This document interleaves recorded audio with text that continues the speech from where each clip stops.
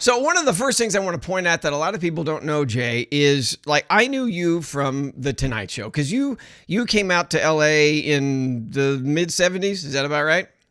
Yeah, early '70s. Yeah. Okay, and because you grew up in New York, and Well, I was born in New York, but I really grew up in Massachusetts. I lived in New York till I was 9 years old. Then we moved to Andover, Massachusetts, which is about 30 miles north of Boston. It's near the New Hampshire border. I mean, now there's Route 495 and Route 93, but by then it was just a kind of a sleepy little kind of agricultural town. Now it's one of those, $5 chocolate chip cookie towns, that's within commuting distance of Boston because since the freeways went in there, or the highways as they call them back east. But yeah, it was a pretty quiet place. so who were you in high school? I mean, you talk about the class clowns, and I don't think comedians ever end up.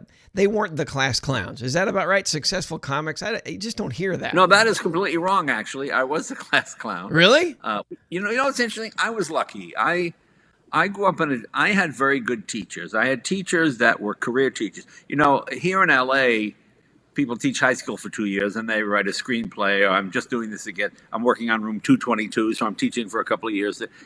But I had career teachers, and I remember, and I'm dyslexic, so I was a terrible student. Jay has the ability, but does not apply himself. And Sure.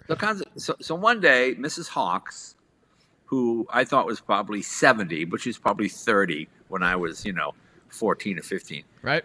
She pulled me aside in the hall and she said, I always see you joking around and telling jokes and things. I want you to take my creative writing class. Instead of English, instead of taking regular English class, we'll give you credit for your creative writing course. And why don't you write down some of these funny stories that you always seem to be telling people in the hall, and you read them to the class. And I went, oh, okay. And for the first time in my life, I actually enjoyed doing homework. It was like I went home and I wrote the story out, and then I read it to myself. No, let me change that to this, and it was the most time at it because I always did homework. Excuse me, is this going to be on the test? No, okay, thanks.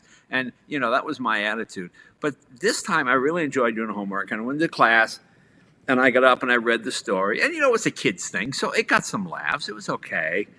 And she said, "Oh, have you ever thought of being maybe a comedy writer or maybe even a comedian?" And when you grow up in a little town near the New Hampshire border, the idea of being I don't know what. I remember Mrs. Langdell, my next door neighbor, said, "You can't be a comedian unless your father was a comedian. That's the law in California. That's the way it works. Your father has to have been a comedian." Right. And I thought, well, okay. And I thought, I guess I'll never be a comedian. But I remember Mrs. Hawks is very helpful. And sadly, like 6 or 7 years later, she died of breast cancer.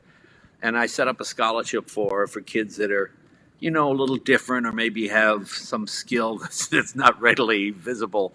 And it's still going to this day. And I was very lucky. I grew up in that kind of town, like Mr. Robichaud, and all the teachers I had. When I went back for my 20th reunion, they were still in the same home room that we were in back in 1968. I mean, it was hilarious. And so I was very grateful for that. I was fortunate. So to answer your question, yes, I was the class clown, but I did obviously go on to be a comedian. So before you moved out here, how many years were you doing stand-up out there? My first time I got on stage was, I think, October 19th, 1969. I used to perform at a little club called Lenny's on the Turnpike in Boston. I was in a comedy group for a while. But the trouble with the comedy group, you got 5 or 6 people. Some want to work hard. Some are kind of lazy. And consequently, we had a gig this week. What do you want to get 2 gigs this week for? And it was like, no, let's. So I only did that for a few months, and then I started to try and get out on my own. And I went to the Bitter End in New York and the Improv in New York. You see, this is back in the very late 60s, early 70s, America was very serious. It was Vietnam, colleges, it was all, "Stop your war machine, man," walking with the signs. Right. And then that was sort of what, there's like, what they used to call it, what they used to have in Boston was you had literally hundreds of colleges with thousands of students with no money willing to be entertained by people with no talent. So, they would put 2 candles in the cafeteria. That would become the Two Toke Cafe on a Saturday. And students would perform for other students, Right. So nobody's doing comedy. I remember one guy had that thing where you put your flashlight under your chin, you turn it on, click. Stop your war machine, man, click, and then run to the other side of the room. Right. Stop your war machine. And this is what that was his serious sort of poetic interpretation. Of course. So that's what it was. So doing comedy was really odd. I mean, I went to Emerson College, which was a good school, but it was a dramatic school. It was for the arts, but comedy was not considered the arts then. Now they have a huge comedy program.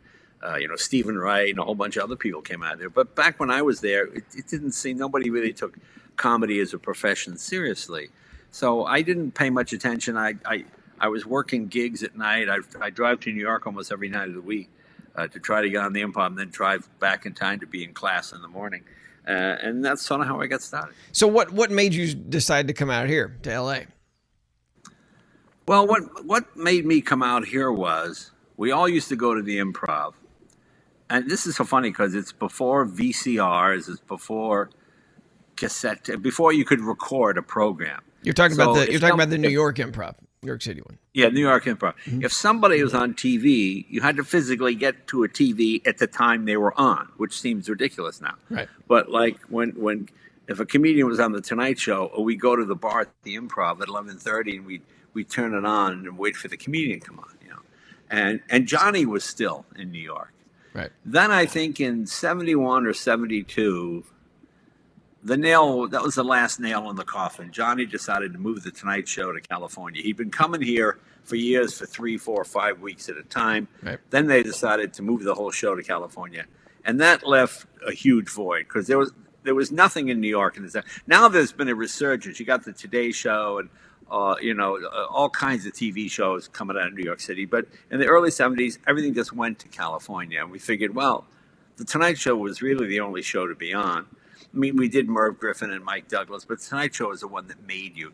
So we said, well, let's go to where the show is. And you say we, so the other we's, who are we? What comics are we talking about? I'm talking all the comedians, Richard Lewis, everybody.